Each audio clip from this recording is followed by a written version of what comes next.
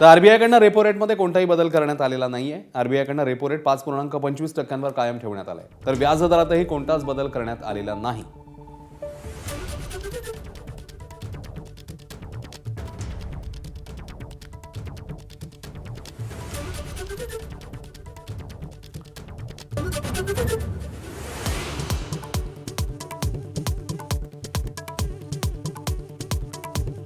मराठवाड्यातले 9.5 लाख शेतकऱ्यांची ई-केवायसी प्रक्रिया अपूर्ण. 8,733 कोटींची नुकसान भरपाईची रक्कम पडून. मार्च अखेरपर्यंत ई-केवायसी पूर्ण करण्याचं विभागीय आयुक्तांचं आवाहन. चंद्रपूरमध्ये महापौर पदाची लढाई रंगात. मुनगंटीवार जोरगेवार पुन्हा आमने-सामने. संगीता खांडेकर भाजपच्या अधिकृत उमेदवार तर ऐनवेळी सारिका संदूरकरांनी अर्ज दिल्यानं संघर्ष.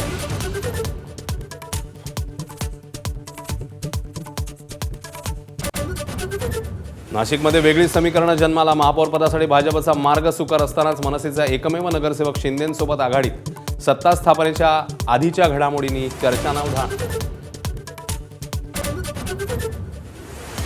राज्यसभेच्या 7ही जागा बिनविरोध होण्याची शक्यता. सध्याच्या संख्येनुसार मवियाला 1 जागा मिळण्याची अपेक्षा. तर पवारांनी मैदानात उतरावं, आम्ही निवडून आणू, राऊतांची ऑफर.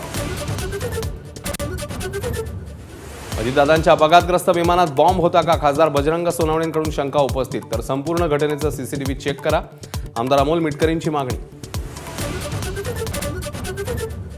शरद पवारांचे 2022 मध्येच एनडीएमध्ये सहभागी होण्याचे प्रयत्न. मंत्री संजय शिरसाट यांचा खळबळजनक गौप्यस्फोट. खात्यांसंदर्भात चर्चा झाल्याचाही दावा. काही जण बायकोला जिल्हा परिषद अध्यक्ष करण्यासाठी गुडघ्याला बाशिंग बांधून बसलेत. त्यांचा टांगा पलटी घोडे फरार करू. शिवसेनेचे तानाजी सावंत यांचा राणा जगजितसिंह पाटील यांच्यावर निशाण. शपथविधीवरून तटकरेंचं गलिच्छ राजकारण. पवारांना शह देण्यासाठी घाईघाईने शपथ. रामदास कदमांनी फटकारलं. तर असं मतप्रदर्शन योग्य नव्हे, मुख्यमंत्र्यांनी खडसावलं. छत्रपती संभाजीनगरमध्ये उपमहापौर उमेदवारावरून नाराजी नाट्य. शिंदेंच्या आदेशावरून राजेंद्र जंजाळ मैदानात. तर संजय शिरसाट यांच्या गटाचा मात्र त्यांना विरोध.